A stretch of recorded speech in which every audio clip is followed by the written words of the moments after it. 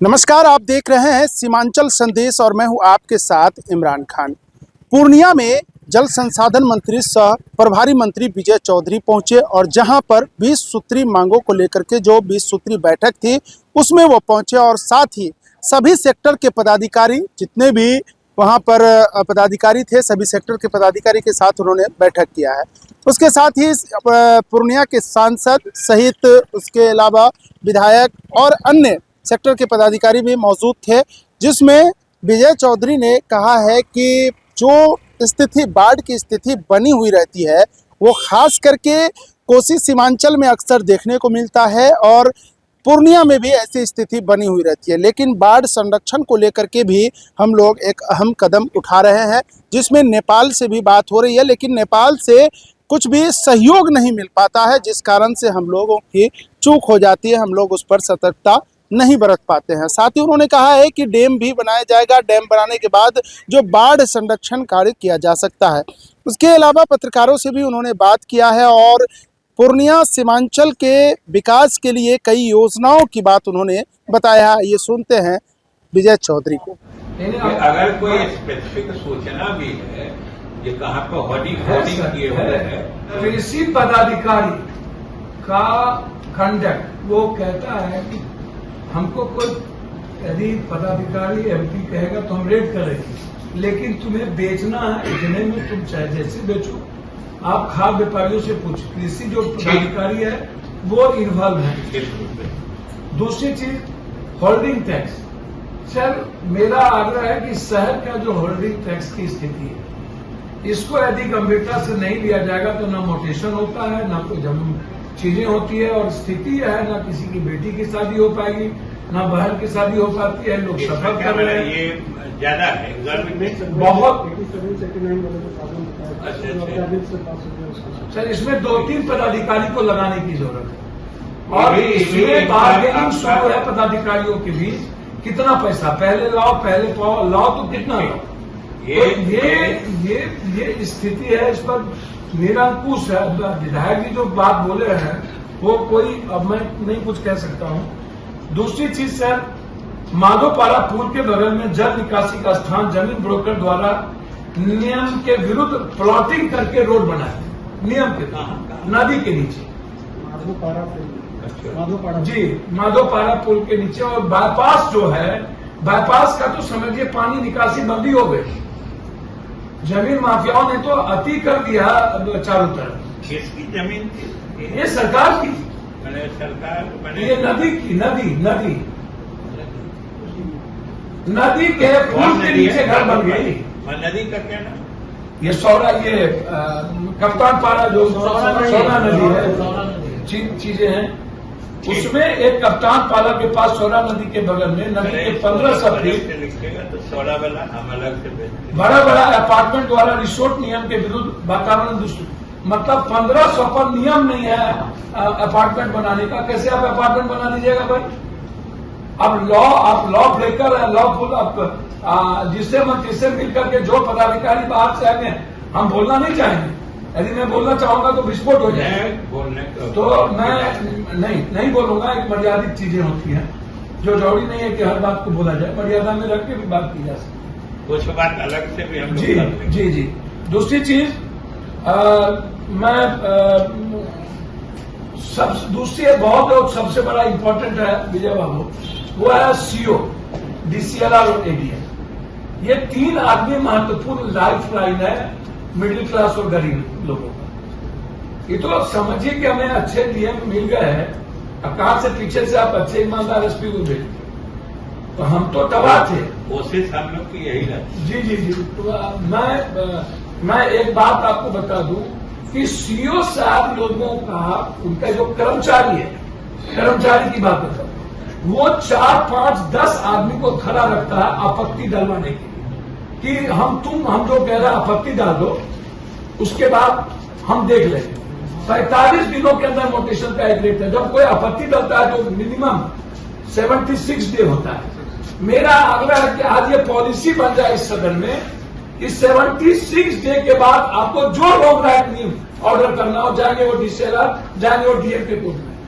किसी भी कीमत पर 76 को क्रॉस नहीं करे वोटेशन जब मंत्री ने। ये साल भर 2-2 साल तक 46 के डेज का जी 45 आज आप सब लोगों को पता होगा कि जिला जो कार्यक्रम क्रियान्वयन समिति है उसका नए ढंग से गठन किया गया था और उसकी ये पहली बैठक थी। हालांकि 2 बार पहले भी बैठकें निर्धारित की गई थी, लेकिन किसी न किसी कारणवश वो स्थगित हो गई थी। तो आज एक तरह से 3 बैठकें हुई हैं। एक तो जिला कार्यक्रम क्रियान्वयन समिति जो है, जिसको बोलचाल की भाषा में 20 सूत्री समिति कहा जाता है। दूसरा एक मुख्यमंत्री सेतु योजना से संबंधित समिति होती है और तीसरा एक मुख्यमंत्री समग्र शहरी विकास योजना से संबंधित समिति होती है। तो तीनों समिति की बैठकें आज हुई और उन दोनों बैठकों में तो मुख्य रूप से उन दोनों योजनाओं के तहत जो स्कीम्स लिए जाने हैं उसको उस समिति द्वारा पारित होने की अनिवार्यता है। तो इसलिए उसमें सभी माननीय विधायक सदस्य हैं। उन लोगों की जो अनुशंसाएं आई या फिर सरकारी अधिकारियों द्वारा जो इस जिले के विभिन्न क्षेत्रों में जो सेतु की यानी पुल की आवश्यकता है या फिर शहरी विकास में जो नगर क्षेत्र हैं, नगर निकाय के अधीन क्षेत्र हैं, उनमें जो विकास योजनाओं के लिए गली नाली ये सब था, इस सबको आज पास किया गया है, पारित किया गया है। वो मुख्यालय जाएगा, फिर यहाँ उनकी अंतिम स्वीकृति होगी, फिर उनका क्रियान्वयन।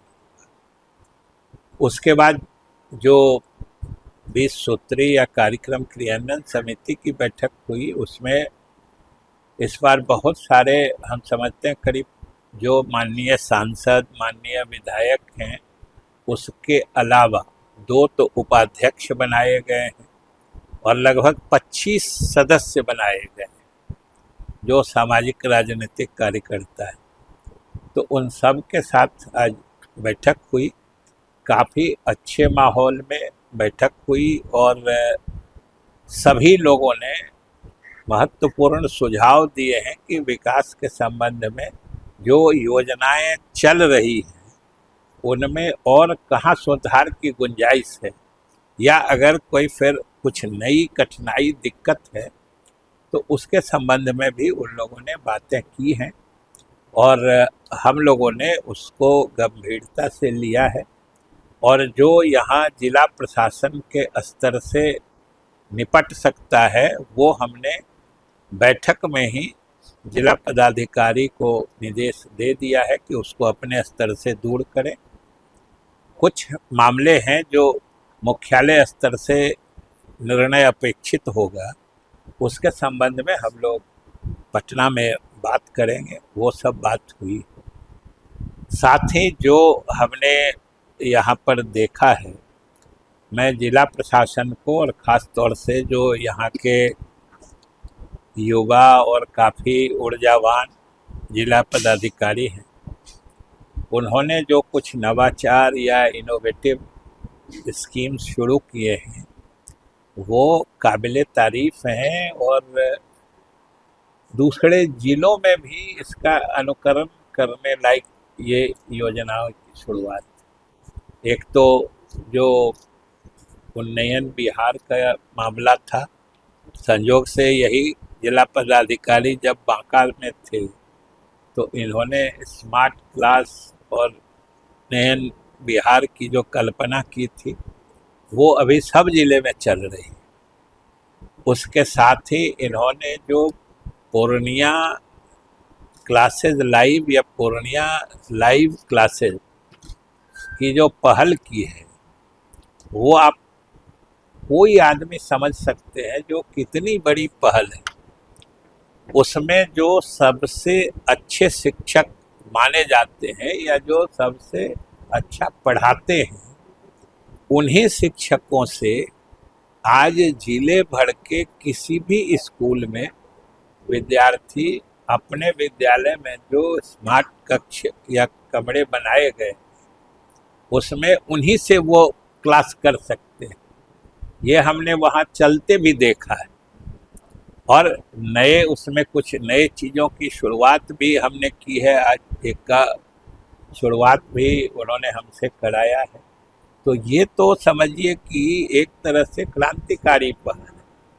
और जिले में बाकी अभी बाढ़ की स्थिति आई थी, सब जानते हैं कि इस बार बाढ़ ऐतिहासिक रूप में प्रचंड हो गया। चाहे बगल में कोसी हो या महानंदा हो, सब में इतना पानी पिछले समय में कभी नहीं आया था। यहाँ तो कई नदियों का जाल है, महानंदा या पूरा किशनगंज से लेके पूर्णिया, ये सब कुछ कनकई है और भी कई नदियाँ हैं। 16-17 नदियों का ये जाल है, महानंदा का जो फीडर ट्रिब्यूटरीज। तो इसलिए सब में पानी बहुत ज़्यादा, मतलब ये वाटर लेवल कभी पिछले समय में नज़दीक में नहीं आया था। और उसका कारण भी था कि इन सभी नदियों का उद्गम स्थल नेपाल में है। और नेपाल में इस बार जो बारिश हुई है, हम जानते यही है कि यहाँ नीतीश कुमार के नेतृत्व में एनडीए की हुकूमत है, जिसमें जनता दल यू, भाजपा, लोजपा, हम और राष्ट्रीय लोक मोर्चा, ये पांचों दल का समर्थन हासिल है। और इस सरकार की प्राथमिकता और नीति यही है कि यहाँ चाहे नागरिक किसी धर्म किसी जात का हो, वो इस सूबे के किसी क्षेत्र में रहने के लिए स्वतंत्र है और उसकी स्वतंत्रता या उसकी सुरक्षा पूर्ण रूप से सरकार के द्वारा दी जाती है, आगे भी दी जाएगी। 28-29 सितंबर को जो नेपाल में बारिश हुई वो रिकॉर्ड बारिश थी कि 60 घंटे में 250 मिलीमीटर की बारिश हुई। ये समझ लीजिए, नेपाल में तो करीब 150-200 लोग बह गए, लापता हो गए, इतनी बारिश हुई। और आप सब लोग जानते हैं कि सारा पानी तो नेपाल का अंत में बिहार के ही विभिन्न नदियों से होते हुए अंत में गंगा में मिलके बंगाल की खाड़ी जाती है। और ये भी पहली दफ़ा हम लोग बिहार में भी हम लोगों ने अनुभव किया है कि एक साथ नेपाल से आने वाली सारी नदियों में एक साथ बाढ़, क्योंकि सब नदी का उद्गम स्थल नेपाल में भी अलग अलग है। जो पश्चिमी नेपाल से आने वाली नदियां हैं, अगर पश्चिमी भाग में केवल बारिश होती है तो केवल उन्हीं नदियों में बाढ़ आती है, जैसे घाघरा है, गंडक है। अगर मध्य नेपाल में बारिश होती है तो वहाँ से आने वाली नदी जो है, अधवारा है, बागमती है, कमला है, इन सब नदियों में बाढ़ आती है। पूर्वी इलाके में अगर नेपाल में बारिश होती है तो जो भी महानंदा है, कोसी है, या जो छोटी छोटी नदियाँ हैं, इन सब में बाढ़ आती है। ये भी बहुत जमाने बाद पहली दफ़ा हुआ कि नेपाल के पूरे क्षेत्र में पश्चिम से लेकर पूर्व तक एक साथ इतनी घनघोर बारिश हुई। और इसी का नतीजा था कि बिहार में की सभी नदियों में बाढ़ की स्थिति हो गई। हालांकि हम लोगों ने जो बाढ़ पूर्व तैयारी की थी उसके मद्देनज़र बहुत कुछ, उसके कारण जो नुकसान हो सकता था उसको हम लोगों ने बचाया। लेकिन कुछ जगह तो जो हमने बांध बनाया है, बांध के ऊपर से ही पानी बह गया, इतना जल स्तर ऊंचा गया। आपके बगल में कोसी में, जो बीड़पुर में, सुपौल जिला में बराज बना है, बराज के साथ जो गेज कहते हैं, पानी का स्तर मापने का जो वो लगा हुआ है, गेज की तो बात छोड़िए, बराज के ऊपर से पानी निकल गया। ये भयावहता थी, पानी इतने मतलब जोर से आया, तो इसलिए लोगों को परेशानी हुई है।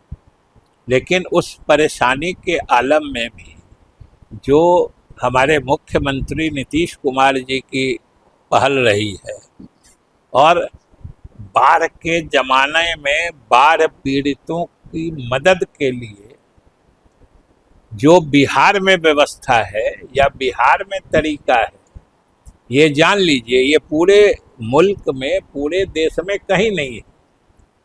सारे दूसरे प्रदेश के लोग बिहार की नकल करते हैं। आपदा प्रबंधन के मामले में किस तरह की आपदा में पीड़ित लोगों को किस तरह की सुविधा या रिलीफ या सहाय कार्य किया जाएगा, कितने घंटे में पहुंचाया जाएगा, इन सब के लिए एसओपी बना हुआ है, माने स्टैंडर्ड ऑपरेटिंग प्रोसीडियर, मानक संचालन प्रक्रिया, ये बना हुआ है सब जगह। इसलिए तुरंत जिला प्रशासन निर्णय लेता है और पीड़ितों तक सहायता सामग्री पहुंचाता है। लेकिन जहां बाढ़ की विकरालता इस किस्म की हो तो वहां थोड़ा वक्त तो लगता है, कहीं कहीं वक्त भी लगा है, हम उससे मना नहीं कर सकते हैं। लेकिन धीरे धीरे कोई ऐसा पीड़ित परिवार नहीं है जिसको हम लोगों ने सरकार की तरफ से सहायता नहीं पहुंचाई है। हमारे जनप्रतिनिधियों ने भी जानकारियां दी है और हमने ये भी कहा है और जिला प्रशासन तैयार है कि अगर कोई छूटे बचे लोग हों तो उनको भी चिन्हित करके उनको तक सहायता पहुंचाई जाएगी। इसलिए फसल जो क्षति हुई है उसका भी प्रतिवेदन मांग के वो बनाया जा रहा है, आकलन किया जा रहा है, तो उन लोगों को भी मदद दी जाएगी। जिनका घर गिरा है, बहा है, उसका भी सही ढंग से रिकॉर्ड बना के उन लोगों को भी मदद की जाएगी।